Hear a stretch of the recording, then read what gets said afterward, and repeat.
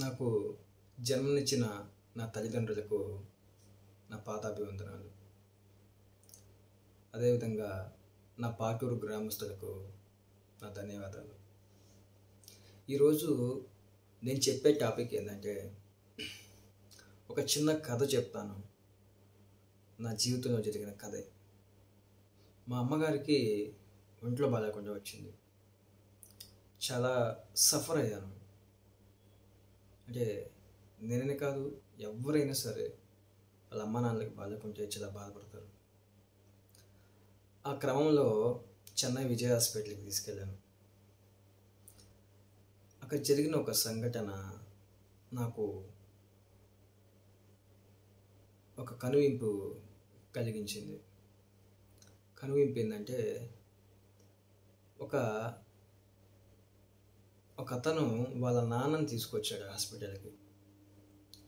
మాకంటే ముందు డాక్టర్ని కన్సల్ట్ అయ్యాడు. ప్రాబ్లం ఏంటంటే, ఆయనకి కీళ్ళ వ్యాధి ప్లస్ బ్రెయిన్లో ఒక ఆలోచనలు అనమాట. అవి ట్యాబ్లెట్ రాయించాడు. రాసిచ్చిన తర్వాత ఆ కొడుకు బయటకు వచ్చిన తర్వాత ఏం చెప్పాడంటే, అంటే మనం చాలా విసిగిపోతాం. పేషెంట్కి ఉన్నంత ఓపిక వాళ్ళకన్నా 100 రెట్లు ఓపిక చూపించే వాళ్ళకు ఉండాలి, అది సహజమే. కానీ అంత కష్టపడి కూడా మనం ఫైనల్గా వాళ్ళని డిసప్పాయింట్ చేసే విధంగా ఉంటే మటుకు మనం ఆ విధంగా ఎప్పటికీ కష్టపడుతూనే ఉండాల్సిందే. నాట్ ఓన్లీ మీ, ఆ పర్సన్ కాదు, ఎవరైనా సరే. అతను వాళ్ళ నాన్నకి లోపల నుంచి బయటికి రాగానే మెడిసిన్స్ అన్నీ తీసుకొని వచ్చి పక్కన కూర్చొని ఏం చెప్పాడో తెలుసా? ఏందయ్యా ఈ ట్యాబ్లెట్స్, ఇది దేనికి ఇది దేనికి అంటే, కొంచెం వయసులో ఉంటారు కదా, ఒక 50 years దాటిన తర్వాత చాలామందికి ఆతృత, ప్రతిదీ తెలుసుకోవాలనే కోరిక.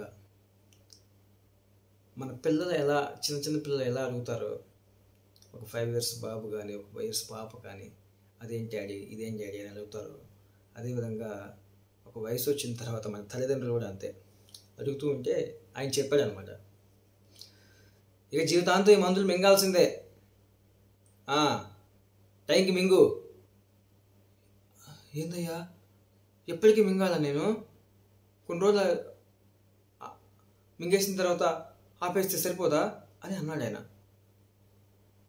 లేదు, మింగాల్సిందేనంట, డాక్టర్ చెప్పాడు. అప్పుడు నేను అన్నాను, సీరియస్గానే నేను వెంటనే పక్కనే ఉన్నాను, పెద్దయినా అదేం లేదు, ఏందన్నా నువ్వు చెప్తావు, మా మదర్ కూడా సేమ్ ప్రాబ్లం, నేను తీసుకొచ్చాను, లాస్ట్ టైం వచ్చాము మేము, బాగా చూశాడు. మనం కానీ కరెక్ట్గా మెడిసిన్స్ వేసుకొని కరెక్ట్గా ఒక 6 months కానీ ఈ మెడిసిన్స్ మింగి మంచి ఆహారం కానీ తీసుకుంటే తగ్గిపోద్దంట. ఏం కాదు, ఇది పెద్ద విషయం ఏం కాదు. వాళ్ళు ఏదో చెప్తుంటారు, ఆయన తెలుసో తెలియకో మాట్లాడారు, ఏదో వేరే ఆలోచనలో ఉండి. అదేం లేదు పెద్దయినా. ఏ ఊరు మీది? ఒంగోలు. ఒంగోలు నుంచి ఇక్కడికి వచ్చావా? అక్కడేం లేవా, ఇక్కడ బాగా చూస్తారని. ఓకే, ఏం లేదు, ఈ ట్యాబ్లెట్స్ నువ్వు కంపల్సరీగా వాళ్ళు రాయించారు, ఉదయం ఎప్పుడు చేసుకోవాలి, రాత్రి ఎప్పుడు చేసుకోవాలి, మధ్యాహ్నం ఎప్పుడు చేసుకోవాలి, ట్యాబ్లెట్స్ రాయించున్నారు. ఆ ట్యాబ్లెట్స్ మీరు ఎప్పుడు ఏ రోజు మిస్ చేయకుండా ప్రతిరోజు కానీ మింగి మంచి ఆహారం తీసుకుంటా. మీకు ఏమైనా డ్రింకింగ్, ఏమన్నా స్మోకింగ్ అలవాట్లు ఉన్నాయా? అలాంటివి కానీ ఉంటే తగ్గదు. అలాంటివి లేకుండా కానీ ఉంటే ఖచ్చితంగా ఒక 1 yearలో ఈ నీకుండే ఈ కీళ్ళ వ్యాధి కానీ, ఇది మైండ్లో ఉండే ఈ ఆలోచనలు కానీ ఖచ్చితంగా తగ్గిపోతాయి అని నేను చెప్పాను.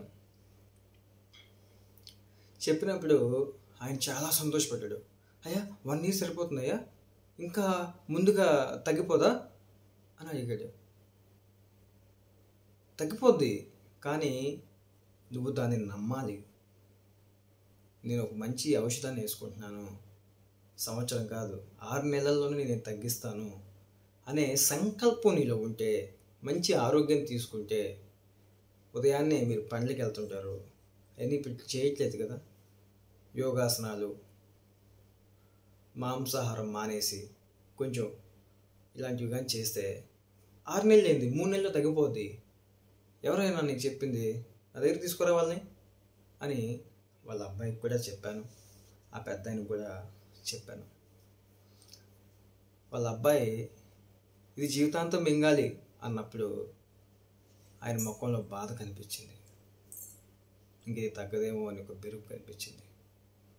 ఎప్పుడైతే నేను కల్పించుకొని అదేం కాదు 1 ఇయర్లో తగ్గిపోతుంది, మా మదర్కి కూడా సేమ్ ప్రాబ్లం, మా మదర్ని కూడా తీసుకొచ్చాను, ఇప్పటికి 3 మంత్స్ అయింది, అది తగ్గిపోతుంది, పెద్ద విషయం కాదు అని ఆయనకి ధైర్యం చెప్తే ఎక్కడి నుంచి వచ్చిందో ఆ సంతోషం. నాకు నయమైపోద్ది, అదేం కాదు, అది ఒక చిన్న చిన్న విషయం అని చెప్పి ఆయన ఆనందపడ్డాడు. మెడిసిన్ మనం ఎక్కడి నుంచి ఇచ్చాం? మన నోటి మాటల నుంచి ఇచ్చాం. సింపుల్.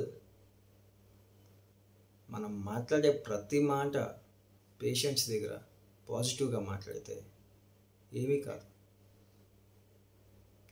నేను ఆ రోజు మాట్లాడింది పాజిటివ్గానే మాట్లాడా, నిజమే మాట్లాడా, అబద్ధం మాట్లాడలేదు. ఇప్పుడు నేను మీకు కూడా చెప్తున్నా, నేను మాట్లాడింది 100% పాజిటివ్గా మాట్లాడా. ప్రతి ఒక్కరికి ఏదో ఒక సమస్య, చిన్న వయసులోనే షుగర్ వచ్చి ఉంటుంది, బీపీ వచ్చి ఉంటుంది, అల్సర్ వచ్చి ఉంటుంది. ఎందుకని? మారుతున్న కాలంలో మన ఆరోగ్యాన్ని సరిగా పట్టించుకోక ఏమవుతుంది, ఏదో ఒక డిసీజ్ ప్రతి మనిషికి ఉంటుంది. కిడ్నీ ప్రాబ్లం వచ్చి ఉంటుంది, హార్ట్ ప్రాబ్లం వచ్చి ఉంటుంది, కీళ్ళ నొప్పులు వచ్చి ఉంటాయి, కళ్ళు సరిగా కనిపించకుండా వస్తుంటుంది, చెవులు వినిపించవు, ఓకేనా, మాట సరిగా రాకపోతుంది, బ్రెయిన్లో ఎన్నో ఆలోచనలు ఉంటాయి, రకరకాల వ్యాధులతో మనుషులు ఉంటారు. కానీ ఫస్ట్ టైం షుగర్ వచ్చింది, అతని రియాక్షన్ ఏంటి? ఫస్ట్ టైం బీపీ వచ్చేసింది, అతని రియాక్షన్ ఏంటి? అల్సర్ వచ్చింది, రియాక్షన్ ఏంటి? ఇంకో పెద్ద వ్యాధి ఏదో వచ్చింది, రియాక్షన్ ఏంటి? మైండ్లో ఉండదు, చాలా థాట్స్ వస్తాయి. ఇక నేను ఏమైపోతానో, నాకు ఏదో జరిగిపోతుంది, భయం, అదొక్కటి కంట్రోల్ చేయండి, ఏమీ అయిపోదు.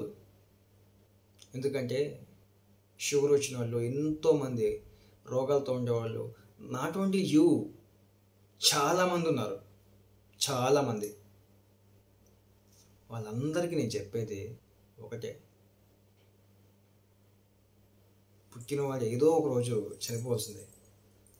కానీ ఏదో ఒక చిన్న డిసీజ్ వచ్చిందని చెప్పేసి భయపడిపోయి మన ప్రాణాలని, మన సంతోషాన్ని ఇప్పుడే, ఈ క్షణమే, ఈ ప్రజెంట్నే కోల్పోతున్నారు.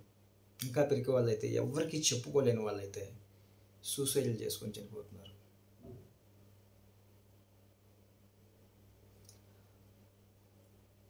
ఒక పేషెంట్ ఉన్నాడు, వాళ్ళ వైపు జాలిగా చూడొద్దు, దయచేసి ప్రేమగా చూడండి. నీకేం కాదురా మామ, నీ స్నేహితుడు అయితే, నేను ఉన్నాను కదరా. మీ నాన్న అయితే పక్కన కూర్చో, నువ్వే నీ ఫ్రెండే మీ ఫాదర్, మీ మదర్ అనుకో, ఆమె నీ స్నేహితురాలే. ఐ లవ్ యూ మా, ఐఎమ్ ఆల్సో విత్ యూ.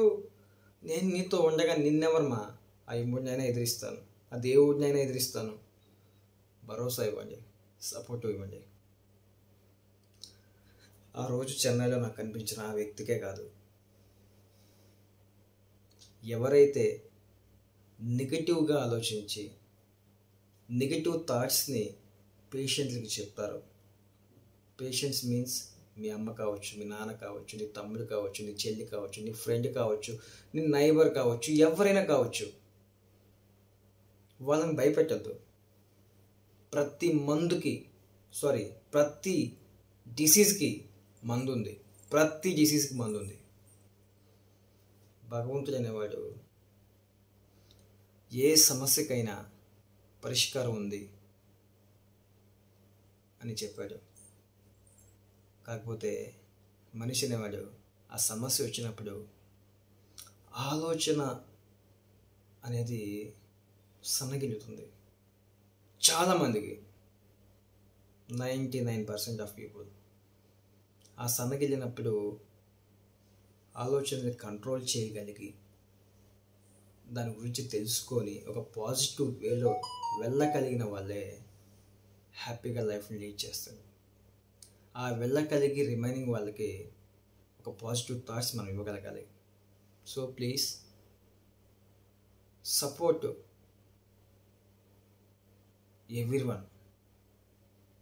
ఎవరైతే ఏదైనా డిసీజ్తో ఎవరైనా బాధపడుతున్నా, మానసికంగా బాధపడుతున్నా, ఏదైనా ట్యాబ్లెట్స్ యూజ్ చేస్తున్నా అదేం కాదురా అని సపోర్ట్ చేయండి. నిజంగా ఏం కాదు, సీరియస్గా నేను సపోర్ట్ చేయమనడమే కాదు, ఏదొచ్చినా ఏం కాదు, హ్యాపీగా ఉంటారు. కాకపోతే కొన్నాళ్ళు మెడిసిన్స్ వాడాలి, సరైన డైట్ తీసుకోవాలి, మన లైఫ్ని హ్యాపీగా లీడ్ చేయాలి. ఎప్పుడో ఏదో జరగద్దని ప్రజెంట్ ఈ సిచ్యువేషన్ని బాధ పెట్టుకోవద్దు, ఆ సంతోషాన్ని కోల్పోవద్దు. సో సర్వే జనా సుఖినో భవంతు, అందరూ బాగుండాలి. Thank you so much.